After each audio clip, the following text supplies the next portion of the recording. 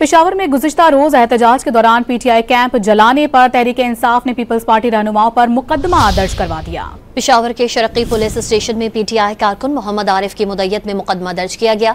मुकदमे में peoples party के जनरल सेक्रेटरी हुमायूं खान, साबिक एमएनए मलिक अजमत, साबिक सूबाई वजीर जियाउल्लाह आफरीदी समेत दीगर नामालूम अफराद को भी नामजद किया गया है।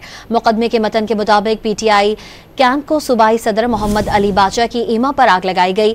एफआईआर में तोड़फोड़, जलाओ घिराव और दीगर दफात शामिल हैं। पेशावर में गुज़िश्ता रोज एहतजाज के दौरान पीटीआई कैंप जलाने पर तहरीक इंसाफ ने पीपल्स पार्टी रहनुमाओं पर मुकदमा दर्ज करवा दिया। पेशावर के शरकी पुलिस स्टेशन में पीटीआई कारकुन मोहम्मद आरिफ की मुद्दत में मुकदमा दर्ज किया गया।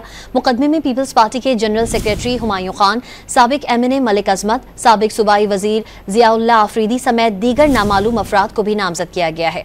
मुकदमे के मतन के मुताबिक पीटीआई कैंप को सूबाई सदर मोहम्मद अली बाचा की ईमा पर आग लगाई गई। एफआईआर में तोड़फोड़, जलाओ घिराव और दीगर दफात शामिल हैं।